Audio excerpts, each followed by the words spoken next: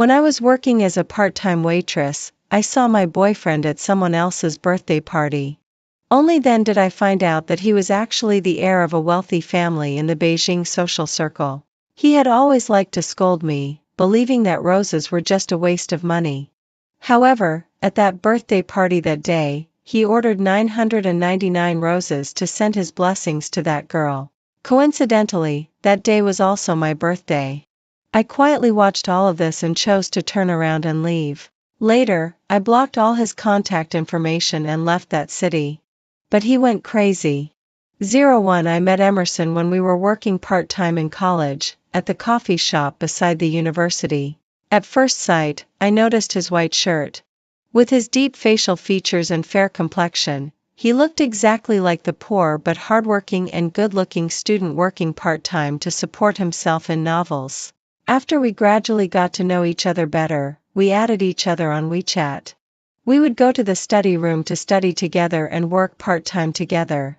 Thanks to Emerson's good looks, everyone in the university knew that there was a poor but good-looking student working part-time at the coffee shop beside the school. People kept coming to add him on WeChat. At first, it was okay, but later, he got annoyed and simply pushed me out, saying that I was his girlfriend. I was still a bit confused. Just as I was about to refuse, I saw the sincere look in Emerson's dark eyes. Somehow, I didn't clarify but chose to tacitly agree with what he said. Later, as a matter of course, he confessed his love to me, and we became a real couple from just being boyfriend and girlfriend in name. After graduation, we directly rented a place and lived together. He was an orphan, and my family was in the deep mountains.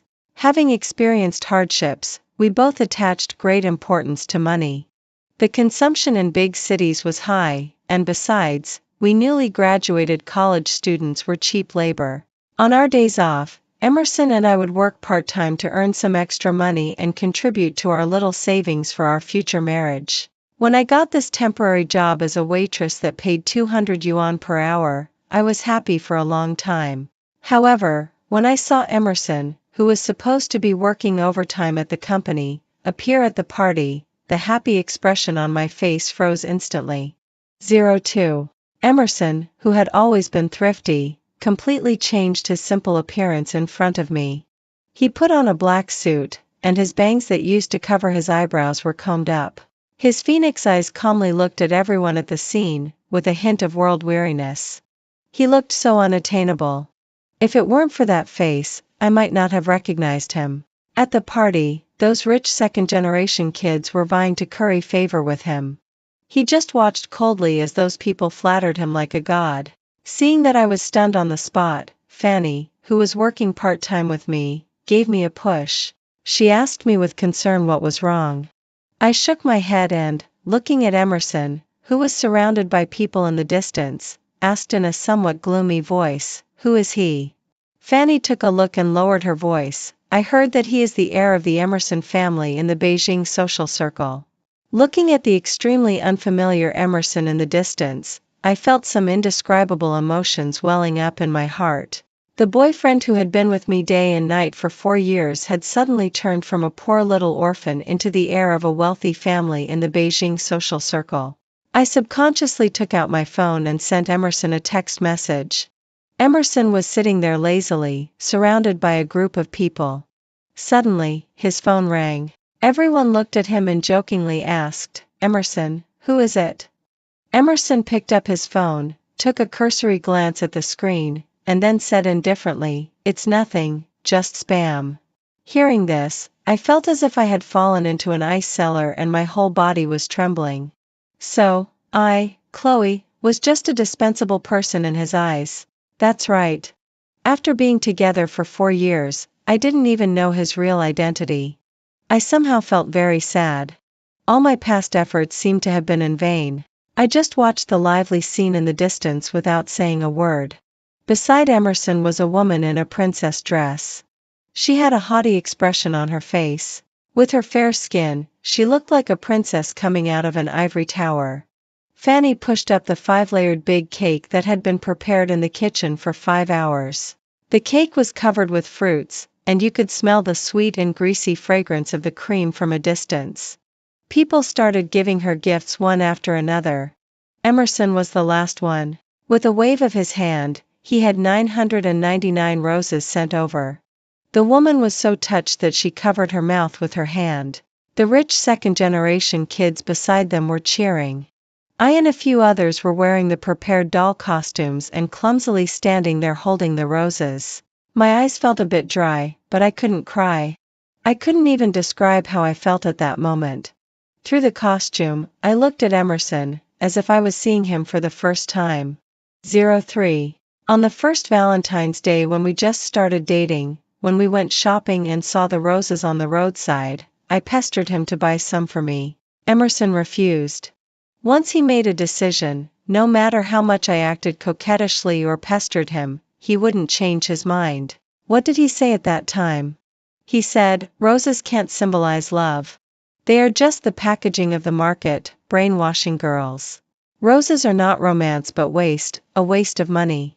Seeing that he wasn't willing to buy me flowers, I was a bit angry. Although what he said was right, I still wanted a bouquet of roses from my boyfriend. Before I could go back home sulking, Emerson picked a dogtail grass from the lawn in the park and made a simple ring for me. I was so touched at that time and even regretted my willfulness. Now, seeing the scene in front of me, I just thought I was so ridiculous back then.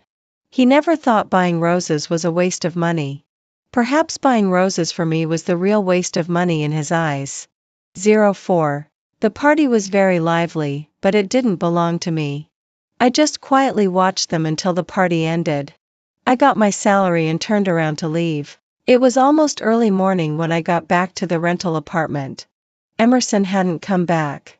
I slumped tiredly on the sofa. Today was also my birthday.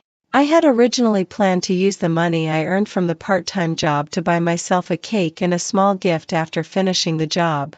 Perhaps I was in a daze on my way back. I didn't do much on the way and just went straight home.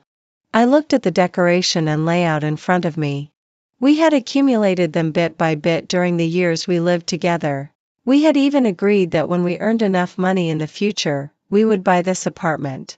So, I had been working very hard to save money. Even though today was my birthday, when I saw the part-time job that paid 200 yuan per hour, I still went for it. That's right. What else could I do if I didn't go? If I didn't go, I wouldn't have seen the truth. Could I have kept lying to myself? I hugged myself and sat on the sofa. I don't know how long it had passed when I heard the sound of the door opening. Emerson came back. He changed out of the low-key and luxurious suit he wore at the party and put on his usual white shirt. Once again, he changed from the wealthy heir in the luxurious social circle back to an ordinary white-collar worker. I looked at him without saying a word. Emerson changed his clothes and came over to hug me directly. I broke free from his embrace and, looking at his slightly tired eyebrows, asked him, "Why didn't you reply to my message?" Emerson's expression froze for a moment and then returned to normal. "Baby, I'm sorry. I didn't see it. You don't know how busy I was with overtime work today." There was a look of grievance on his face. If I hadn't seen with my own eyes that he was the center of attention at that party, I would have been deceived by his acting skills. "Then do you remember?" My voice was a bit hoarse as I slowly said, "Today is my birthday." Originally, I thought he was really working overtime. I thought that maybe he would give me a surprise after work. We had been together for 4 years. He had accompanied me on my birthday for the first 3 years. Now it seemed that he had just forgotten. Maybe he was tired of it. He forgot the birthday of his real girlfriend and went to celebrate someone else's birthday. With a wave of his hand, he sent 999 roses that he had never given to me. I felt a bit choked up and wanted to cry, but I held it back. Obviously, Emerson had forgotten. He frowned and apologized to me, and promised to make up for the gift tomorrow. I ignored him. He thought I was just throwing a tantrum because I didn't get a gift. He coaxed me symbolically a few times and then went to sleep. I quietly watched him without making a fuss, looking at his sleeping face. That face that I had described countless times suddenly seemed extremely unfamiliar. In the past, we would also quarrel and break up, but it was just out of temper. This time was different. Emerson, this time, I really don't want you anymore. 05. I submitted my resignation letter to the company. Without telling Emerson, I booked a ticket to City Z. When I left, I looked at the city. That was the dream I had after meeting Emerson. Back then, when I was young and naive, I thought that I could spend my whole life with Emerson and hope that we could have a home in this big city. In fact, from the beginning to the end, it was just my own beautiful dream. Now, the dream had woken up. I pulled my suitcase and turned around to get on the bus. On the bus, I looked at Emerson's profile picture and somehow sent him a message. Then I blocked all his contact information. Emerson, the game of pretending to be poor is over. 06. Reality is not a movie. No one will be decadent for 2 or 3 years because of a failed relationship, including me.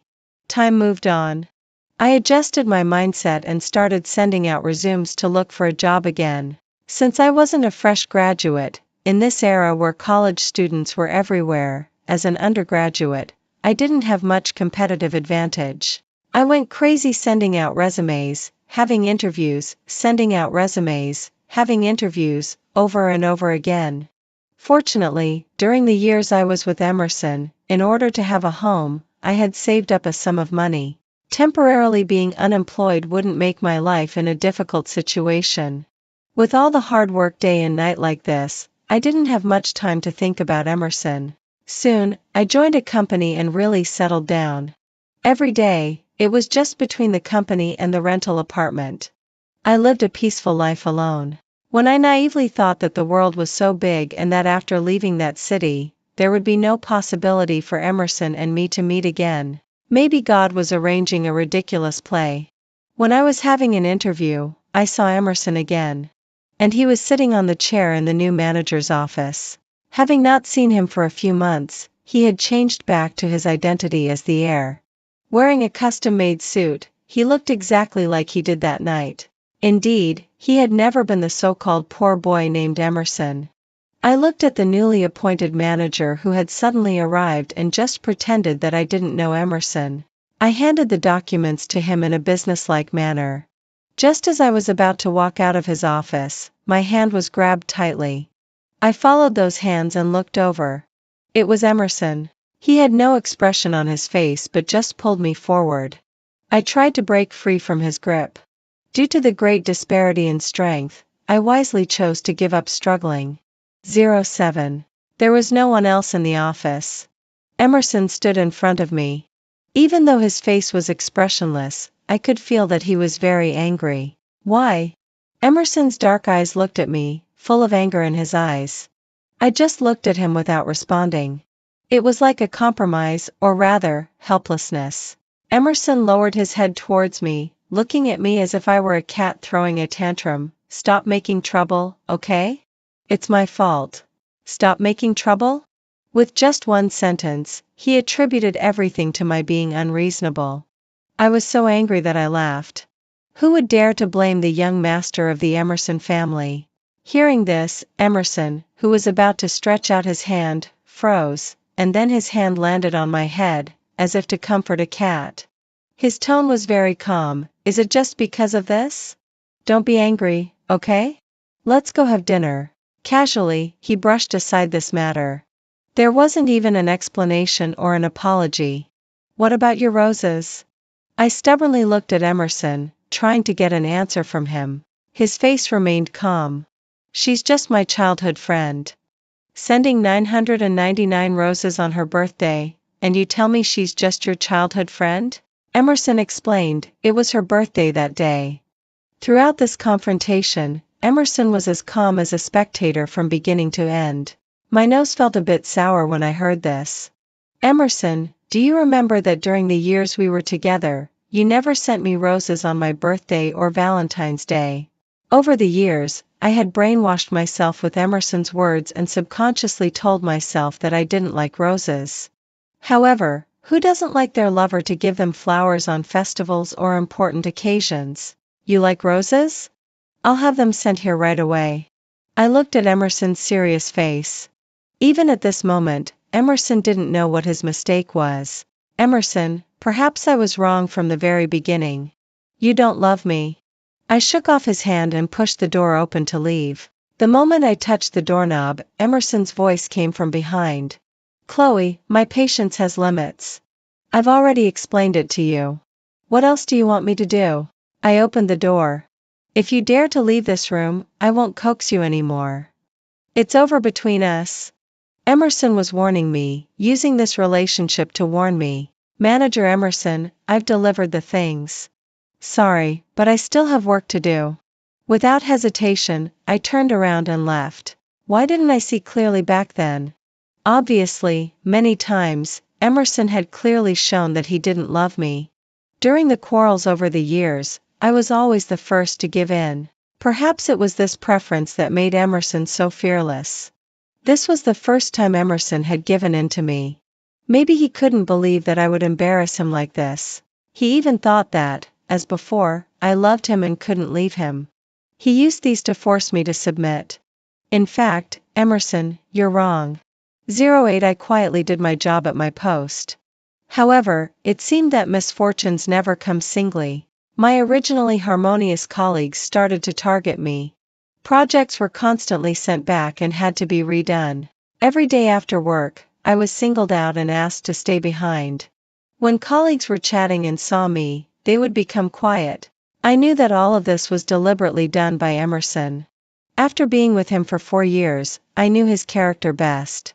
He seemed cold and indifferent on the surface, but in fact, he was extremely vengeful. It's just that the means he used on others before were now being used on me. In the evening, as usual, I was left to work overtime. In the huge office, I was the only one left. When I was alone, I always liked to let my thoughts wander. With a sense of nostalgia, I remembered what Emerson was like when we first met. Perhaps it was because of the novelty. Emerson was very gentlemanly at the beginning. When we first got together, our favorite thing was to have dates in the library every day. Emerson would explain the homework to me again and again. Occasionally, when I stared at him in a daze, Emerson would notice it and just tap my head with his pen, and then, with his ears turning red, he would tell me to concentrate on listening. Perhaps it was because of the novelty, or perhaps at a certain moment, Emerson had truly loved me. However, at this moment, I didn't want to delve into it anymore. Deception is deception. No matter how well it is wrapped in lies, its essence can't be changed. 09 Probably because of the high intensity of working overtime these days, I sat listlessly in front of the computer. Before I had finished the work in hand, Manager Lou from the department called me to his office for the usual scolding. It was just some harmless words. I looked at the ferocious expression of the balding middle-aged man in front of me and suddenly remembered how subservient he was in front of Emerson. I just found it funny. I clearly understood that all of this was just to please Emerson. The fat on Manager Lou's face moved vigorously. He pointed at me with his finger and shouted abuse at me.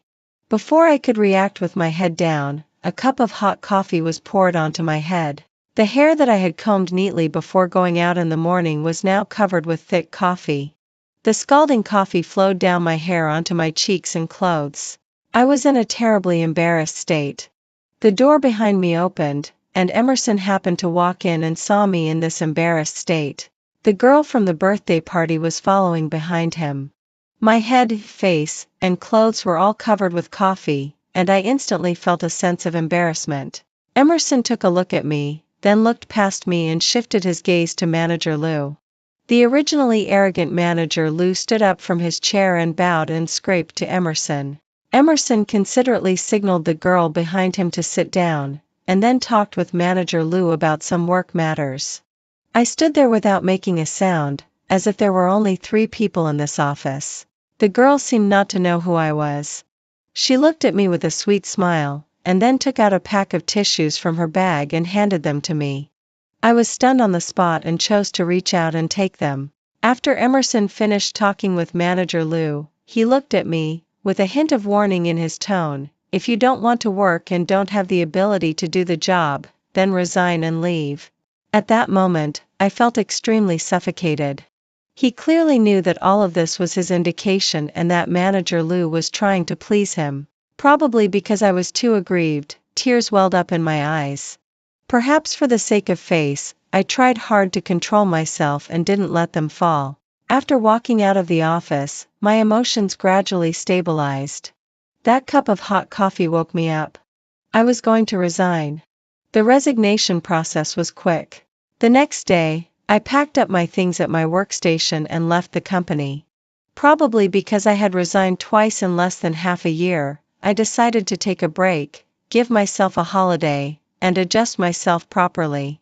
10. Just when I was escaping from reality, having hot pot and going shopping with my friends, Emerson showed up. He looked gloomy. When he saw the people beside me, his face instantly turned cold, and he questioned me, "Who is he?" At that moment, my friend happened to go back to get the things she had left in the hot pot restaurant. I was waiting with Nathaniel, my friend's younger brother who had come to help us carry things. Emerson's haughty and questioning tone was extremely uncomfortable. I didn't answer his question but chose to retort, "What does it have to do with you who he is? Chloe, what on earth are you still making trouble about?" Emerson still had that arrogant posture. "Sorry, I don't think she wants to talk to you anymore." Nathaniel, my friend's younger brother, stood in front of me. He was tall and slender, and he was not inferior at all when standing in front of the 1.85-meter tall Emerson. Emerson looked at the younger man in front of him, and the veins on his temples kept throbbing. He had a cold face. "I'm her boss. I don't think you have the right to stop me from talking to her." "Emerson, I've already resigned. You're not my superior, and I don't want to talk to you either." I shattered his illusion. Emerson went crazy. There were bloodshot eyes in his eyes, like a furious lion. "Chloe, I didn't approve your resignation. You're still an employee of the company." Nathaniel laughed. Looking at the impotent and furious man in front of him, he said, "Mr. Emerson, I think you might be illiterate and know nothing about the law." It was like mockery, or rather, sarcasm. As soon as Nathaniel finished speaking, Emerson's fist came straight at him. Unable to react in time, Nathaniel just tilted his head, and the fist brushed past his side face. Obviously, Emerson had used all his strength in this punch, and unavoidably, it still left a red mark on his face. After Nathaniel reacted, as a 20-year-old young man with a temper, his first reaction was to fight back, but then he thought of the person behind him. He restrained his anger and covered his face with his hands. Seeing this scene, I walked straight forward and checked Nathaniel's side face. "Nathaniel, are you okay? How's your face?" Nathaniel covered his face.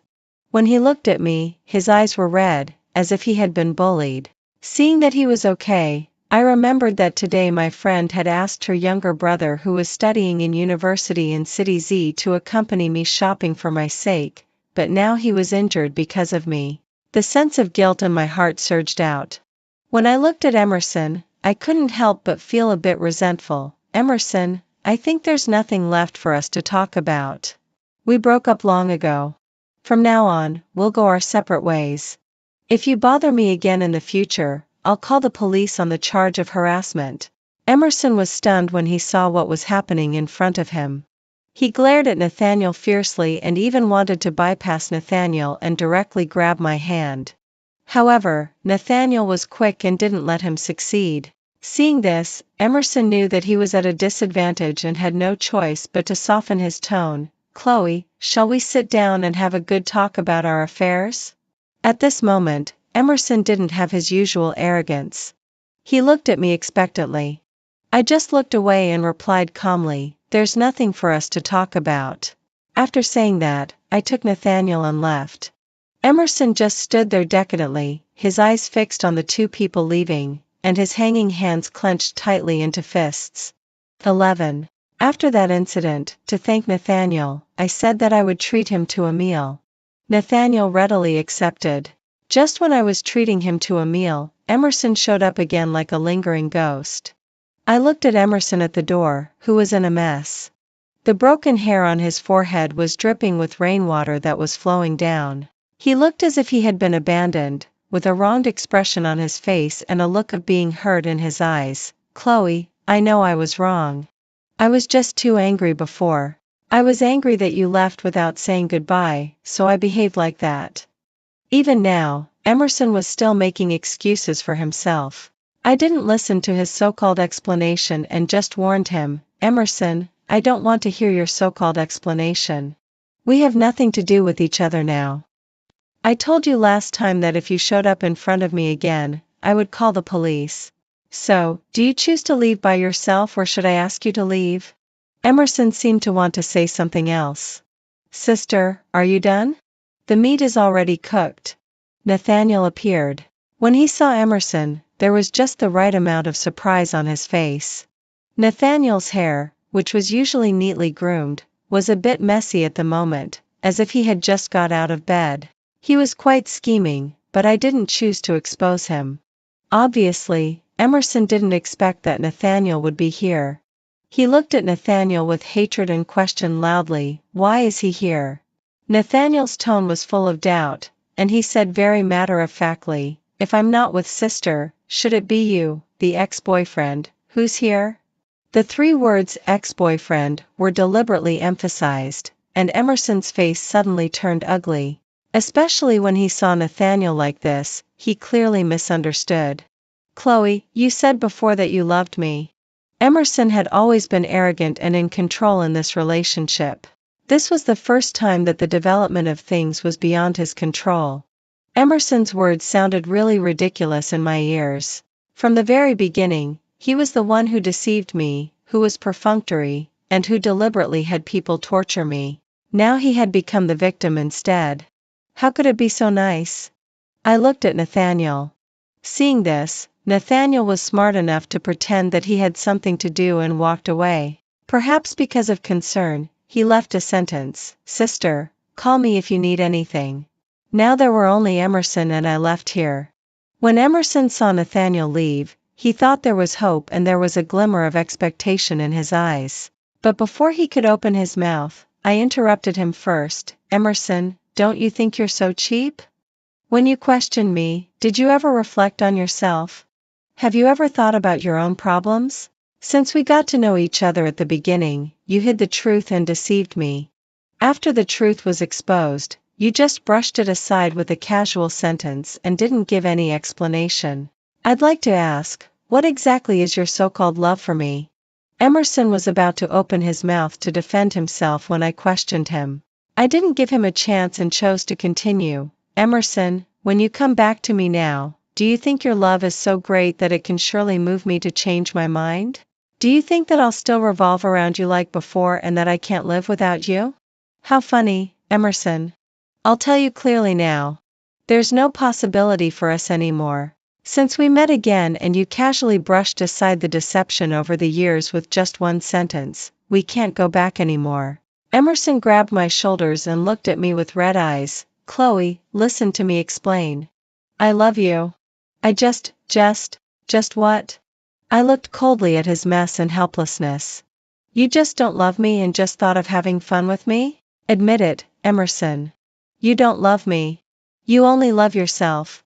The reason you come back to keep me now is just because you're unwilling. Like a cat whose tail has been stepped on, Emerson got impatient. He tried to show me his so-called love and used a bunch of useless words to defend himself. I didn't want to get entangled with him anymore. I just asked him to leave here quickly.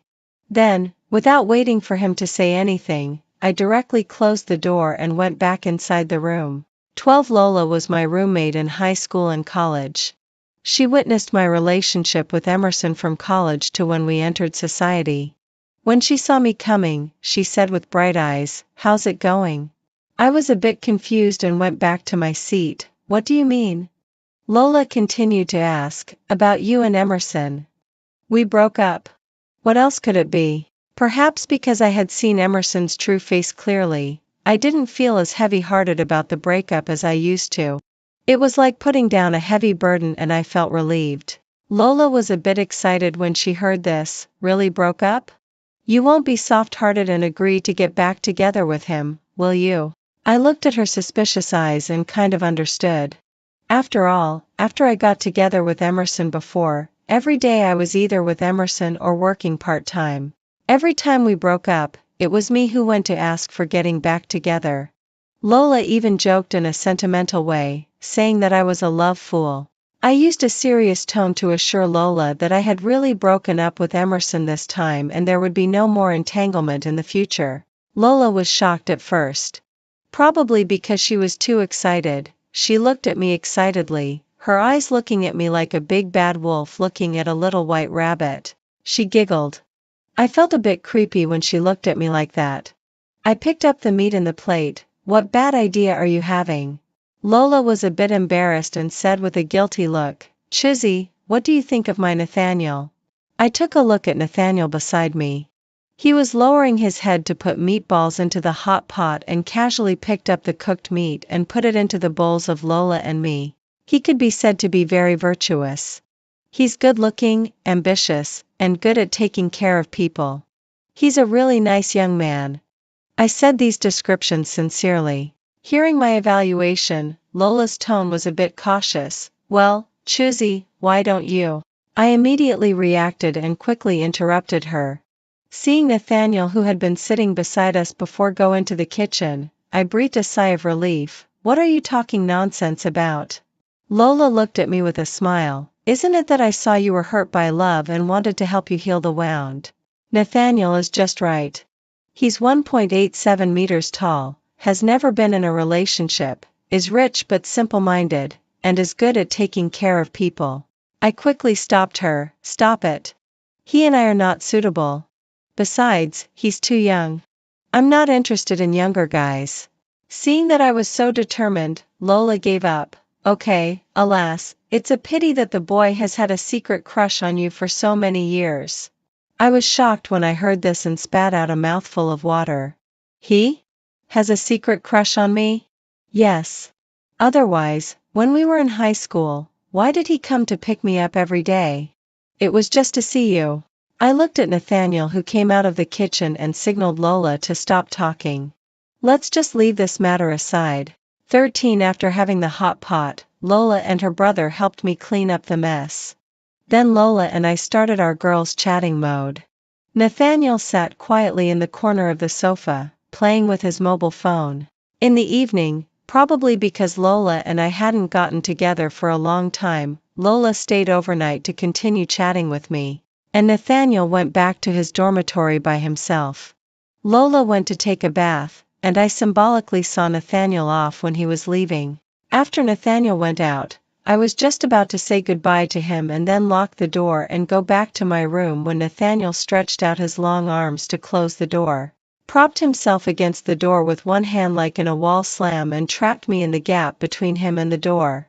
After Nathaniel went out, I was just about to say goodbye to him and then lock the door and go back to my room when Nathaniel stretched out his long arms to close the door. Sister, I'm not a kid anymore. I'm already an adult. After saying this, Nathaniel's ears turned red and his eyes were full of seriousness and stubbornness. I remembered what Lola said, that boy has had a secret crush on you for many years. Looking at the serious person in front of me, I was a bit at a loss. I didn't know how to respond. I admit that for a moment I was charmed. Before I could say anything, Nathaniel, afraid of hearing a rejection directly, straightened up himself, said, "See you tomorrow," to me, and then fled in a hurry. 14 After saying those almost confessional words that night, Nathaniel seemed to have opened up his mind. Every day, he deliberately or unintentionally started topics for chatting and created occasional encounters. I looked at Nathaniel, who was following me again. I couldn't remember how many times it had been this month. I rubbed my temples and looked at the well-behaved Nathaniel and said, "Don't you have classes? Why are you following me every day?" Nathaniel innocently widened his clear eyes, as if making a complaint. "Sister, don't you know? It's already summer vacation." I slapped my forehead. It must be because I had been working in society for a long time, working from 9 to 5 every day except on holidays and weekends, which made me forget that students have winter and summer vacations. After all, he was the younger brother of my friend whom I had watched grow up since high school. I didn't directly say no, but tactfully suggested that as a college student like him, he should do more meaningful things during the summer vacation to make his holiday more colorful. The subtext was to stop following me. Perhaps because of the hurt from my previous relationship, I didn't have the intention to start a new relationship at present. The withdrawal symptoms of a relationship don't just disappear overnight. Moreover, as the younger brother of my good friend and also a younger brother I had known since high school, I didn't want to hurt Nathaniel. However, Nathaniel seemed to be unable to understand the hidden meaning and just pretended to be ignorant. I talked about this matter with Lola, thinking that as his sister, she should have a way to deal with it. Unexpectedly, Lola didn't care at all and even started gossiping about me and Nathaniel.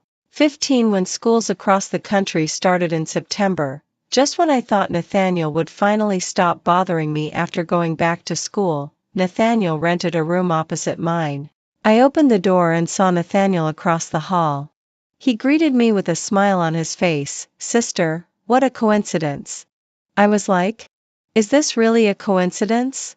In fact, Nathaniel was like a clingy person that I just couldn't get rid of. I even clearly expressed my rejection to him when I couldn't bear it anymore. However, Nathaniel was like a cockroach that couldn't be killed. Whenever I got impatient, he would thoughtfully take a step back. After a while, he would slowly move closer again. This cycle repeated, and I felt so helpless about this situation. However, the only good thing was that after Nathaniel moved to the opposite of my house, there was an extra chef and I could freeload meals from him. My cooking skills were really not good. I couldn't say the food I cooked was delicious. It was just edible. Emerson was also a novice in the kitchen, so most of the time, we just made do with each other.